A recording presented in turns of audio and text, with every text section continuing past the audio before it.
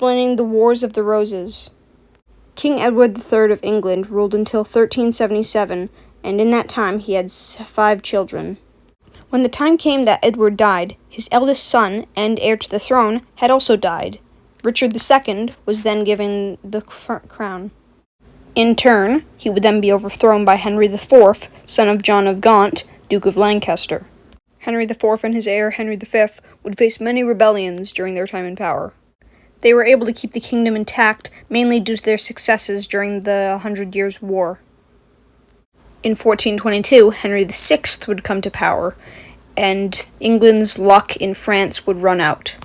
During this time, they would lose many of their possessions on the mainland of the continent. The court would then become divided on how they would deal with the war. Richard of York favored aggression. The Duke of Somerset favored peace. Henry VI and his wife, Margaret of Anjou, favored Somerset and his faction of peace. The king then became mentally ill, and the popular Duke of York would become Lord Protector and would promptly arrest Somerset. The king, however, would eventually recover from his mental illness. Margaret of Anjou would then meet with her allies in Leicester in an attempt to overthrow Richard. They believed that he wanted to be more than just the Lord Protector and that he actually wanted to be king. Richard, now fearing his life, led out with his allies, including Richard Neville, Earl of Warwick. Their plan was to intercept Henry at St. Albans. This would lead to the first skirmish of the war, which Richard would end up winning. Many allies, such as Somerset, were killed during this battle. Noble families would want to seek revenge, including the Neville and Percy families, which had had a long rivalry. Richard was made Lord Protector again, but Henry's mental state soon recovered. At this time, Henry was also very unpopular within London, so with his new son, he set up court in Coventry. Wanting to remove any future threats, he sent Warren to rule in Calais, and sent Richard to rule in Ireland.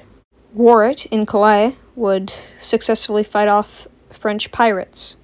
In 1459, he attacked neutral ships owned by neutral states in northern Germany. Both Warwick and Richard were called to answer for this, but fearing arrest, they combined their armies and restarted the war. They were defeated at Ludford Bridge and fled again. In 1460, Warwick would invade again. This time he came with his father and uncle, the Earls of Salisbury and Kent. He would also bring Richard's son, Edward.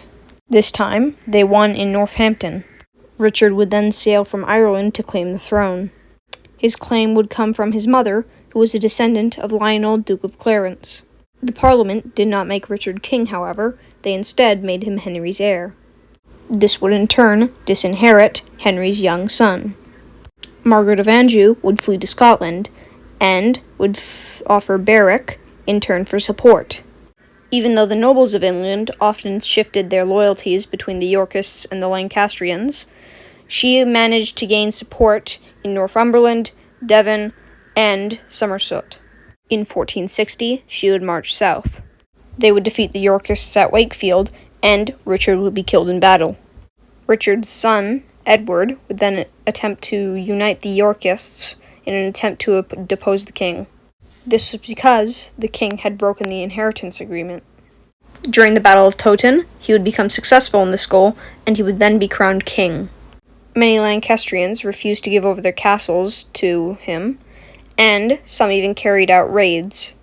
Edward would then fall out of favor of the powerful Earl of Warwick because he married a widow of a Lancastrian knight, along with the fact that he had also chosen an alliance with Burgundy over France. Warwick and Edward's own brother would then rebel against Edward and would team up with Margaret of Anjou, who was in France. With the help of the French, they invaded England, and Edward fled to Flanders.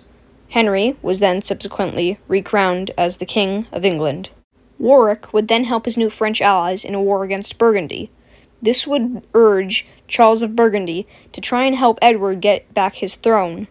With the help of Charles, Edward would win 2 decisive battles at Barnet and Tewkesbury. In these battles, the Duke of Somerset and Henry's young son Warwick were both killed. Margaret of Anjou was also captured. With now little support, Henry would be executed, and Edward would become the king. Edward would rule until his death in 1483. After his death, however, his son was not immediately crowned king.